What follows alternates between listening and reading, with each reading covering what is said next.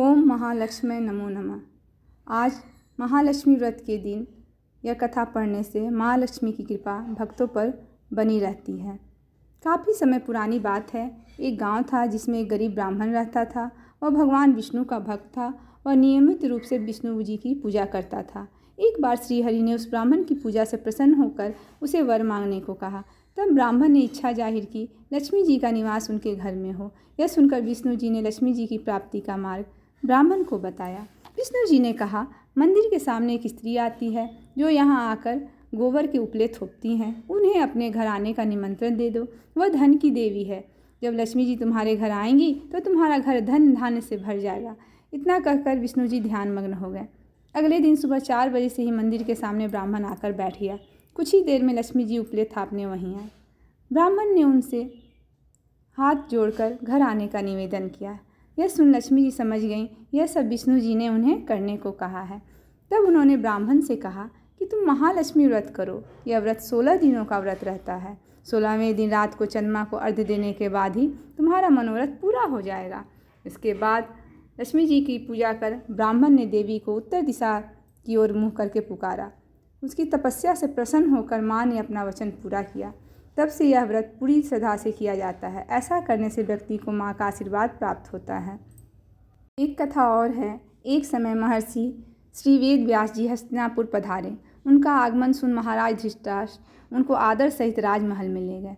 स्वर्ण सिंहासन पर विराजमान कर चरणोदक लेकर उनका पूजन किया। श्री व्यास जी से माता कुंती तथा गंधारी ने हाथ जोड़कर प्रश्न किया, हे महामुने, आप त्रिकालदर्शी हैं, अतः आपसे प्रार्थना है कि आप हमको कोई ऐसा सरल व्रत तथा पूजन बताएं जिससे हमारा राज्य, लक्ष्मी, सुख, संपत्ति, पुत्र पौत्र आदि व परिवार सुखी रहे।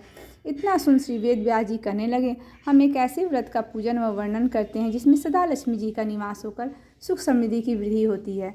यह श्री महालक्ष्मी जी का व्रत है जिसे प्रतिवर्ष आश्विन कृष्ण अष्टमी को विधिवत किया जाता है। हे महामुने, इस व्रत की विधि से हमें विस्तार पूर्वक बताने का कृपा करें। तब व्यास जी बोले, हे देवी, यह व्रत भाद्रपद शुक्ल अष्टमी से प्रारंभ किया जाता है। इस दिन स्नान करके 16 सूत के धागों का डोरा बनाया जाता है।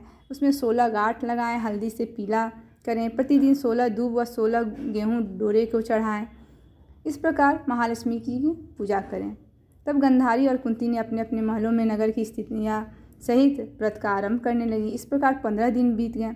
16वें दिन आश्विन कृष्ण अष्टमी के दिन गंधारी ने सभी महिलाओं को पूजन के लिए अपने महल में बुलाया।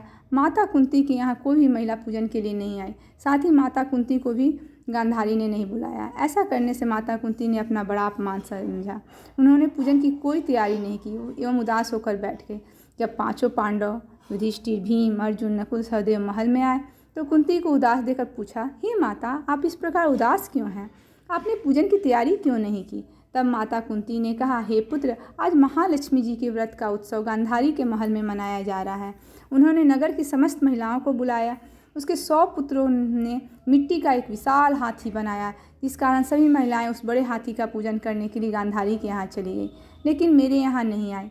यह सुनकर अर्जुन ने कहा, हे माता, आप पूजन की तैयारी करें और नगर में बुलावा लगवा दें। हमारे यहाँ स्वर्ग के ऐरावत हाथी की पूजन होगी। इधर माता कुंती ने नगर में ढिंढोरा पिटवा दिया और पूजा की विशाल तैयारी होने लगी। उधर अर्जुन ने ब्राह्मण के द्वारा स्वर्ग से ऐरावत हाथी को बुला लिया।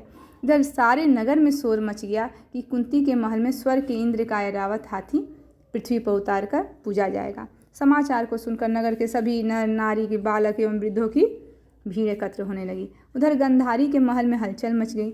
वहाँ एकत्र हुई सभी महिलाएं अपनी अपनी थालियाँ लेकर कुंती के महल की ओर जाने लगी। देखते ही देखते कुंती का सारा महल ठसाठस भर गया।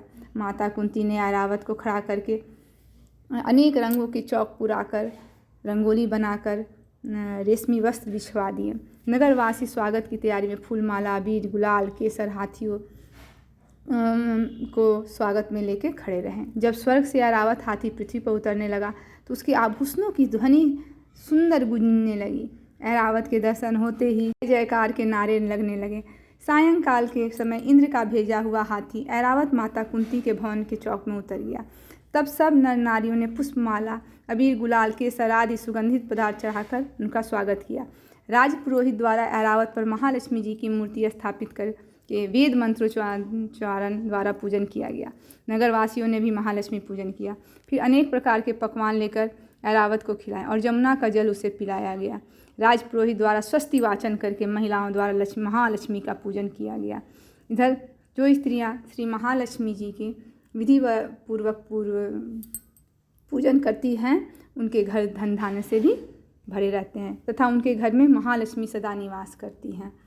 महालक्ष्मी नमस्तुभ्यं नमस्तुभ्यं सुरेश्वरी हरिप्रिये नमस्तुभ्यं नमस्तुभ्यं दयानिधि। ओम महालक्ष्मी नमस्तुभ्यं नमस्तुभ्यं सुरेश्वरी हरिप्रिये नमस्तुभ्यं नमस्तुभ्यं सुरेश्वरी।